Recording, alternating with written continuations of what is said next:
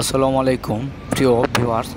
অনেকেই কমেন্ট করেছিলেন যে রহমতপুর বাইপাস সেতুর আপডেট দেখানোর জন্য, তাই আমি আবার চলে আসলাম রহমতপুর বাইপাস যে স্টিল আছে সেতুটি কাজ চলছে তা দেখানোর জন্য। আপনারা দেখতে পাচ্ছেন এখানে কিন্তু অনেক যন্ত্রাংশ রাখা হয়েছিল।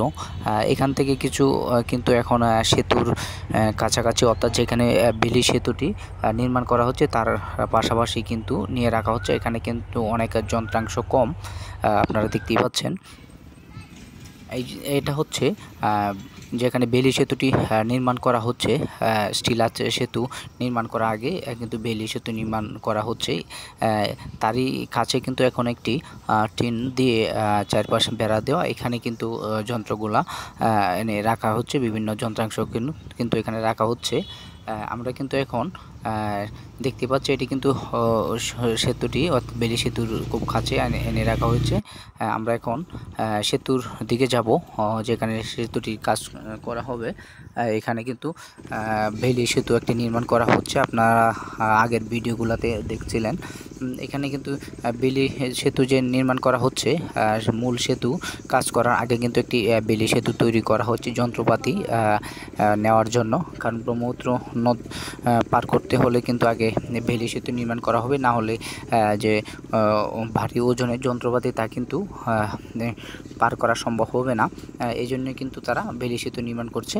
আপনারা আগের ভিডিওগুলোতে দেখছিলেন যে এখানে কিন্তু মাটি বালানোর জন্য কিন্তু তারা রেডি করেছিলেন। এখন কিন্তু কিছু অংশে মাটি দিয়ে বালু দিয়ে ভরাট করা হচ্ছে, এবং এইখানে বেলি সেতুর ফিলার কিন্তু আরও কিছু এগিয়ে নেওয়া হচ্ছে।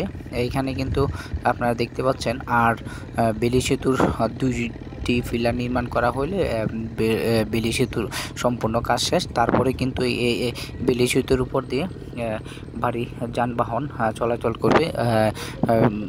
স্টিল আছে সেতুটির যে বিভিন্ন যন্ত্রাংশ আছে, ভারী যন্ত্রাংশ, তা বহন করার জন্যই কিন্তু এই বেলি সেতুটি নির্মাণ করা হচ্ছে।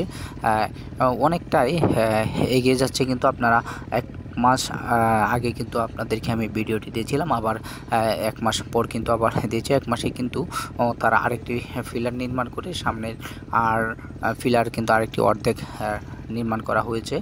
আর শুধুমাত্র একটি, আপনারা এই যে দেখতে পাচ্ছেন এখানে কিন্তু আর শুধুমাত্র একটি নির্মাণাধীন রয়েছে, আর একটি, অর্থাৎ আর টোটাল দুটি কিন্তু নির্মাণ করা হলে বেলি সেতুর কাজ কিন্তু মোটামুটি কাজ শেষ হয়ে যাবে। তারপরে তারা মূল সেতু নির্মাণের জন্য প্রয়োজনীয় যন্ত্রাংশ নেওয়া শুরু করবে নদীর ওই পাশে, এবং স্টিল সেতুটির কাজ শুরু করবে। আমার চ্যানেলে যারা নতুন সাবস্ক্রাইব করে রাখবেন, যারা পুরাতন আছেন লাইকে দিবেন, কমেন্ট করবেন। আমি আপনাদেরকে নিয়মিত আপডেট দেওয়ার চেষ্টা করব। সকলকে ধন্যবাদ।